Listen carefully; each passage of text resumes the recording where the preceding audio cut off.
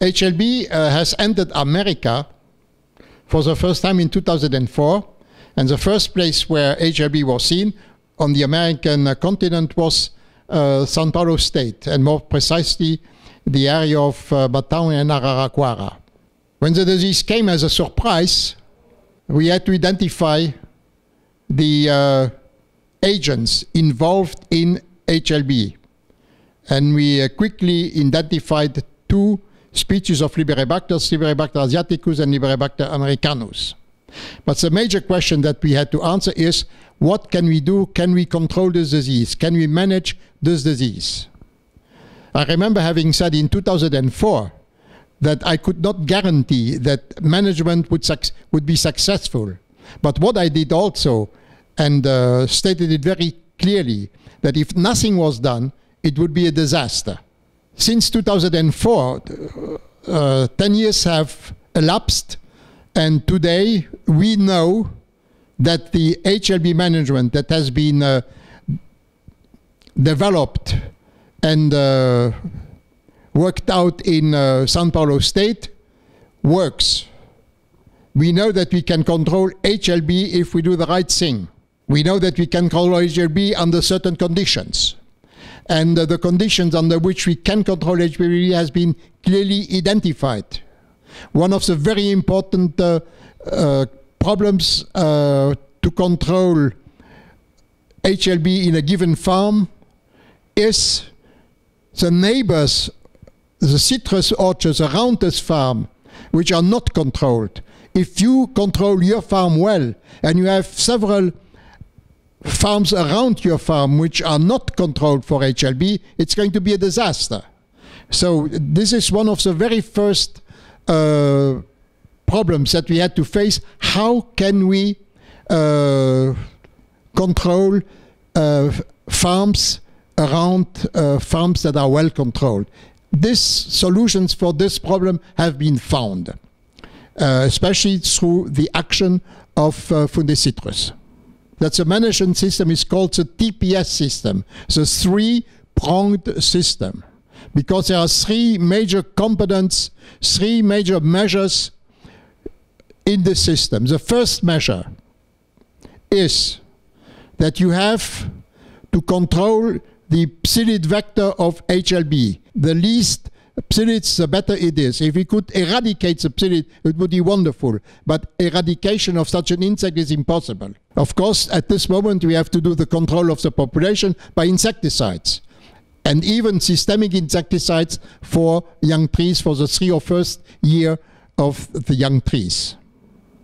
The second measure, as important as the first measure, is identification of trees which are infected by the causal agent of HLB, by the Liberibacters. The major sources of inoculum on which the psyllid become contaminated are the sweet orange trees in the orchard and around the orchard. Sweet orange in São Paulo State is a major host of the Liberibacter. Therefore, we must remove the infected tree. However, unfortunately, we cannot remove 100% of the infected trees in an orchard, because at a given time, some trees do show symptoms because they are infected, but other trees do not yet show symptoms because the symptoms have had no time yet to develop. Therefore, we can only remove the trees that show symptoms, and this is what has to be done. The second measure, in summary, is then removal of the affected trees in the orchard.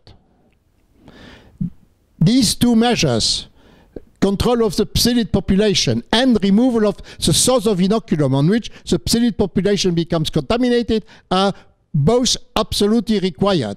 You cannot do one without doing the other. You cannot only control psyllids without removing the affected trees. You must do the two. And there is a third method. A third method, which is when you remove relatively young trees, because they are affected, you can replace those trees by healthy trees which have to be produced by law in covered nurseries under insect-proof conditions, so that we are sure that the nursery trees which come out of these covered insect-proof nurseries are free of HLB.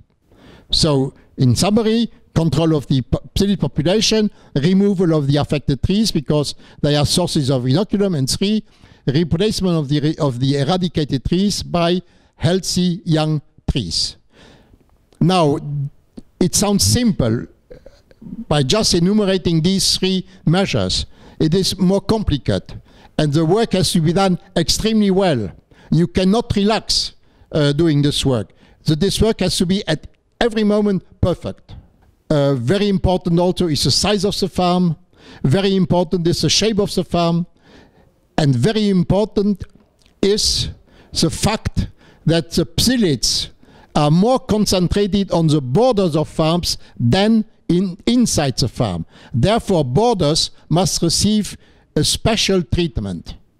In summary, we have identified many of the factors which make HLB management successful in São Paulo state. What is the result? After 10 years of operation, the result is remarkable, unique in the world. Namely, São Paulo state has now 200,000 hectares, I repeat, 200,000 hectares of citrus with less than 1% HLB, which means that São Paulo has 200,000 hectares with 99% of healthy trees. Okay? This is absolutely remarkable, and it is a proof that the HLB management, as recommended in São Paulo state, works. Therefore, the HLB management, as of today, must be continued, should by no means be abandoned. We have a good tool in our hands. We should not throw this tool away. In particular, because many people believe today, and in particular in Florida, that the solution of HLB resides in genetically modified trees, in other words, in transgenic trees. Many laboratories work on this problem, including Citrus. Citrus has 3 or 4 excellent projects to produce trees that repel the psyllid or trees that will be toxic for the psyllid, for the Liberibacter. So Citrus is totally aware of this and works along these lines. However, at this moment, because of the success of HLB management in São Paulo state, we have a few years ahead of us to prepare these transgenic trees, to get them ready, to have the best possible transgenic trees for the future. But this will not be before 5 to 10 years, if not 10 to 15 years. So we have to have time to get these hopefully resistant trees or repelling trees ready.